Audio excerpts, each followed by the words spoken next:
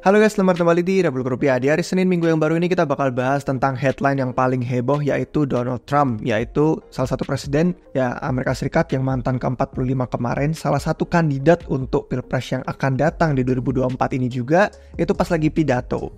Dia pidato di tanggal 13 Juli kemarin di Butler, Pennsylvania. Terus ternyata pas dia lagi bicara, tembakan diarahkan ke bagian kanan kepalanya. Terus dia langsung megang telinga kanan, langsung tiarap karena dipandu sama agen Secret Service-nya AS. Terus yang berusaha untuk melindungi dia. Tapi pas lagi mau dibawa turun dari podium, itu si Trump minta untuk tunggu, wait. Pertama kalau nggak salah dia minta sepatunya karena kan waktu jatuh itu. Terus dia langsung mengepalkan tinjunya ke udara dan dia berseru ke kawanan audiens yang hadir di sana. Dan jadilah foto dramatis ini yang mungkin kalian sudah ngeliat di Twitter dan tersebar di mana-mana. Yang mungkin bakal mencetak sejarah karena kelihatan dia ada darahnya bekas pas peluru tembakannya itu nyerempet kepalanya. Terus dia menunjukkan bahwa nggak gentar juga setelah itu. Dan pasar kripto tuh bisa dibilang global, jadi nggak lepas dari peranan ekonomi yang besar dari Amerika Serikat juga. Jadi gimana kira-kira dampak dari percobaan pembunuhan salah satu kandidat presiden negara adidaya ini terhadap masa depan kripto? Oke, let's go.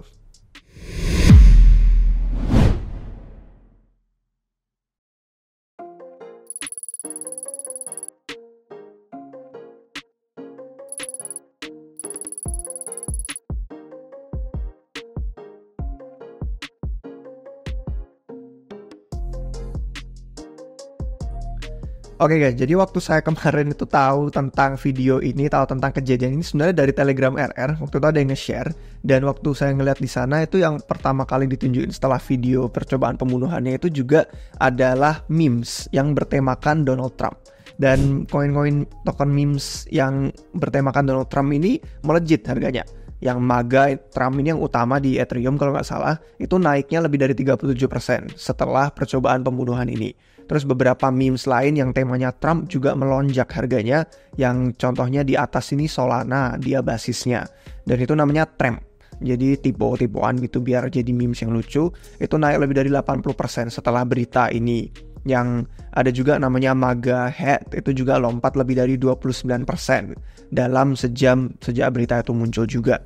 Dan spekulan di pasar prediksi Ethereum yang utama kan Polymarket pakainya ya. Nah di sini pada langsung bertaruh kemungkinan Donald Trump itu menang Pilpres AS itu naik dari yang tadinya kemungkinannya 60% sekarang jadi 70% kemungkinannya.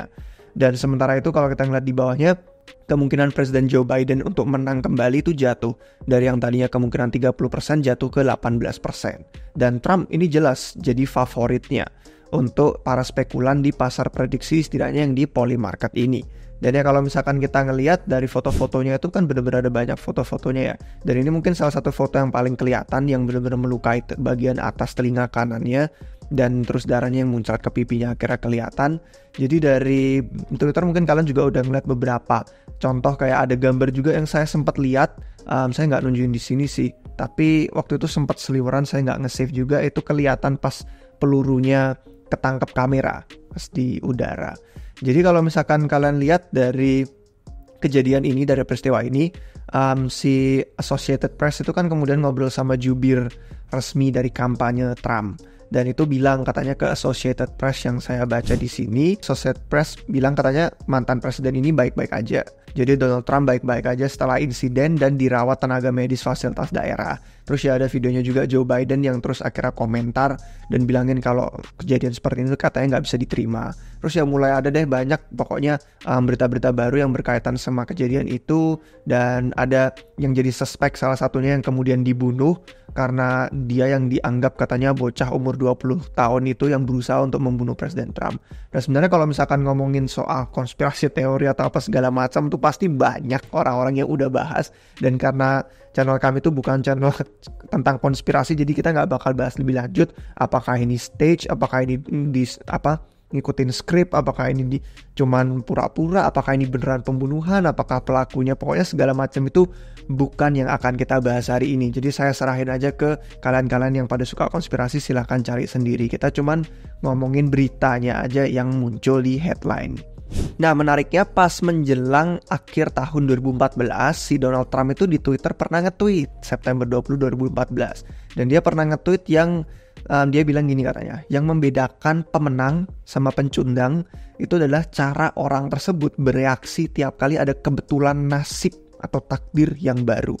Dan entah apa konteksnya waktu dia nge-tweet itu tahun 2014, tapi ini jadi caption yang cocok untuk pose historisnya dia yang setelah ditembak itu. Jadi membedakan penang dan pecundang gimana cara bereaksinya. Karena waktu dia setelah itu dilakukan terus pengen diselamatin sama Secret Service, dia minta tunggu dulu, ngepalin tinjunya ke udara untuk nunjukin bahwa dia nggak gentar. Dan kalau kalian tahu, dia itu juga pas awal minggu lalu udah sempat bilang janji katanya bakal speaking, bakal bicara di konferensi Bitcoin. Dan kalau misalkan kita lihat di website ini untuk konferensi Bitcoin yang tanggal 25 sampai 27 Juli di Nashville, Tennessee. Itu dia bilang katanya dari acara 25 sampai 27 dia bakal datang di tanggal 27-nya untuk jadi salah satu speaker untuk membagikan ngobrol pidato dia, entah apa yang bakal diomongin nanti. Jadi ini menjadi sebuah headline akhirnya karena dia udah komitmen untuk datang dan untuk bicara dari antara speaker-speaker lain yang udah utama di setiap konferensi Bitcoin kayak Michael Saylor, Cathie Wood, dan kawan-kawannya. Nah, kabarnya setelah peristiwa percobaan pembunuhan ini, si Donald Trump karena dia baik-baik saja, rencananya masih tetap katanya bakal hadir di Nashville, Tennessee. Dan ini dilaporin sama David Bailey. Karena David Bailey ini salah satu I.O., organizer acaranya, dan dia CEO Bitcoin Magazine juga, yang katanya dia nge-tweet kemarin nih tanggal 14 dia nge-tweet habis ngobrol sama tim mantan Presiden Trump dan dibilang katanya semangat dia untuk bicara di konferensi Bitcoin ini masih baik dan masih tetap bakal sesuai sama planning. Dan Trump ini kan memang tadinya orang yang skeptis kripto dan dia itu tiba-tiba jadi populer itu karena dia mengubah sikapnya. Karena sikapnya terhadap kripto, terhadap Bitcoin, aset digital itu berubah pas bulan Mei lalu. Ini kan salah satu videonya ya yang mungkin kalian juga udah sempat ngeliat. Donald Trump tuh bilang dia tidak masalah dengan kripto. Sementara si Biden itu kan sangat-sangat keras banget. Dan industri kripto sepertinya bakal menyoblos Donald Trump tuh karena regulasi administrasi Biden yang memang keras banget menindaknya. Dan pada bulan Juni, jadi setelah video itu juga ada pas bulan Juni ini Trump bilang, dia menyatakannya udah eksplisit banget, terang-terangan ngomong katanya kalau dia terpilih sebagai presiden lagi, dia bakal mengakhiri katanya, menyatakan akhir dari perang kripto yang dilancarkan sama administrasi Biden kalau dia menang dan terpilih sebagai presiden AS lagi. Katanya bakal menjamin masa depan Bitcoin, menjamin kripto di AS, dan selain itu juga dia sering sih di kesempatan-kesempatan lain mengkritik Joe Biden karena tidak ramah dengan industri kripto.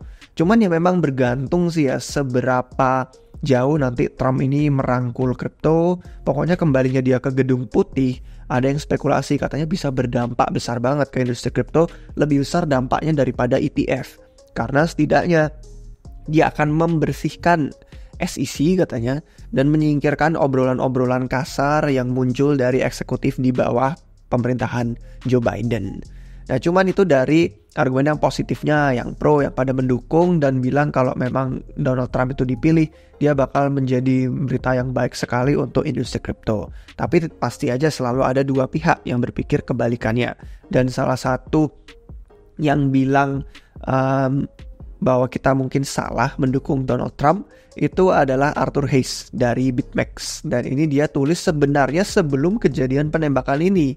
Itu dia tulisnya di tanggal 3 hari lalu pokoknya nih di Medium, Hot Chick judulnya, dan dia tuh bahas di sini di blog bahwa pokoknya sebelum penembakan itu ya dia ngomong alasan utama dia bilang salah mendukung Donald Trump itu karena dia tidak tulus katanya Donald Trump tuh nggak tulus ya. Di sini di bagian sini dia ngomongin untuk gimana caranya Trump itu pokoknya politikus yang cerdik lah.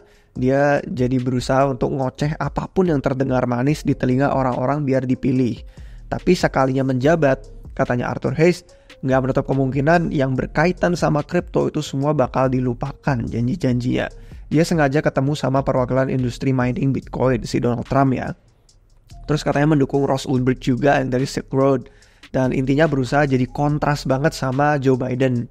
Dan kata Arthur Hayes ya daripada memuja-muja Donald Trump, idola baru, dan daripada nanti kena PHP terus kecewa, nantinya Katanya pelaku kripto di AS itu harusnya bersatu untuk menekan Demokrat yang ada sekarang, mumpung masa jabatannya belum berakhir, katanya biar legislasi yang mendukung kripto itu bisa lolos. Dan yang dia bilang di sini ya juga ngomongin sih sebenarnya kalau kita lihat dari exchange AS terbesar kayak Coinbase, itu kan ya yang paling gencar banget ya bertarung dengan regulasi, dan menurut data dari mereka memang lebih dari 20% populasi AS itu pada punya kripto di tahun 2023. Jadi kalau bersatu, itu 20% angka yang gede banget. Kelompok yang besar yang bisa menentukan siapa nanti yang bakal memimpin negara adidaya ini. Dan katanya Arthur Hayes, dia berargumen di sini, pokoknya panjang banget ini artikelnya dia bahas. Pokoknya katanya undang-undang kripto itu yang dikejar harus mendukung kebebasan berbicara, free speech. Dan itu harus dilindungi karena penerapannya nanti berlaku untuk kripto sebagai uang dan berlaku sebagai, pokoknya nggak boleh ada batasan lah untuk orang-orang tuh bisa punya kripto, investasi kripto, transfer kripto, mengirimkan kripto. Artinya bisa buka exchange sendiri, bisa buat protokol DeFi, bisa bikin infrastruktur desentral, dan bisa mengumpulkan dana untuk investasi, bisa trading, pokoknya itu semua yang harus dia lindungi katanya. Dan intinya inovasi yang tidak perlu minta izin sama siapapun. Jadi Arthur Hayes bilang bahwa walaupun Pilpres ini tinggal 4 bulan lagi, setidaknya Joe Biden dan administrasinya itu masih ada cukup waktu. Bukan Arthur Hayes, ini komentar dari Ron Hammond. Dan Ron Hammond bilang kata masih ada waktu, 4 bulan itu cukup katanya untuk bisa memungkinkan undang-undang dan legislasi yang mendukung kripto itu sebelum beres.